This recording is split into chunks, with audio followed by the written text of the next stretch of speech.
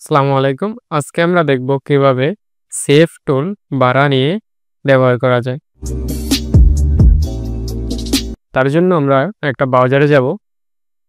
গিয়ে টাইপ করব gsmallow.com লিখে এন্টার করব। আমাদের সামনে gsmallow ওয়েবসাইটটি চলে আসবে। আসার পর এখান থেকে আগে আমার অ্যাকাউন্টটা লগইন করে নিতে হবে। আপনার যদি অ্যাকাউন্ট থাকে তাহলে লগইন করে নেবেন। যদি না থাকে তাহলে এখানে ক্লিক করে একটা অ্যাকাউন্ট ক্রিয়েট করে নেবেন। যেহেতু আমার অ্যাকাউন্ট আছে আমি লগইন করে নিচ্ছি।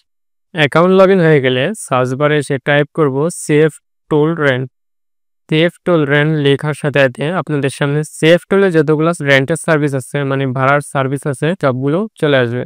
আসার পর এখান থেকে আমি যেহেতু আজকে আপনাকে দেখাবো পার ডে মানে একদিনের জন্য কিভাবে ভাড়া নেবেন, তার জন্য সেভ টুল রেন্ট পার ডে এটাতে ক্লিক করব।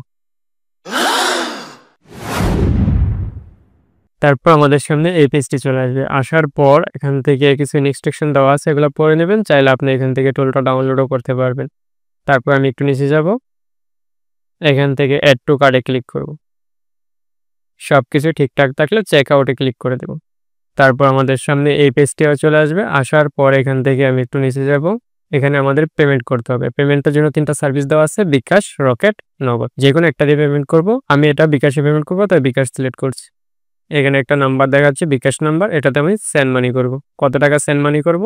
এই যে উপরে যে টাকাটা দেখাচ্ছে এই টাকাটা আমি সেন্ড মানি করে দেব। তো আমি আমার টাকাটা সেন্ড মানি করে দিচ্ছি।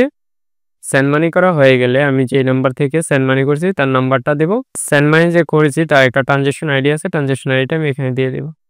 তারপর একটু নিচে যাব, এখানে একটা টিক মার্ক দিয়ে প্লেস অর্ডারে ক্লিক করব।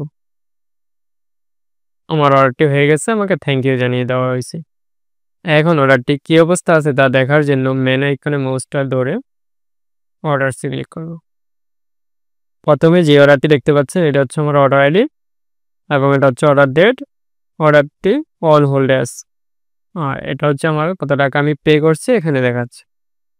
তো 1 থেকে 5 মিনিট অপেক্ষা করলে এই অর্ডারটি আমার কমপ্লিট হয়ে যাবে।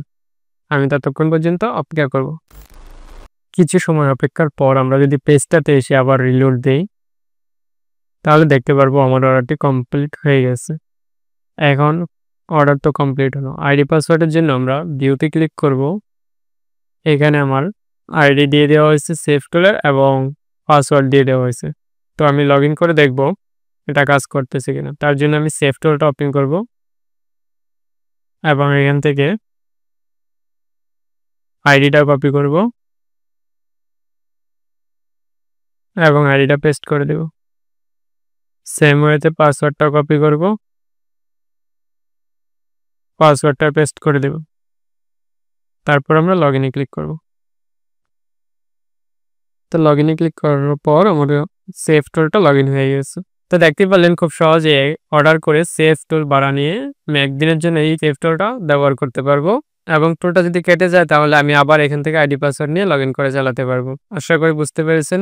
তো এই ছিল আজকের ভিডিও। ভালো থাকবেন, সুস্থ থাকবেন। আল্লাহ হাফেজ।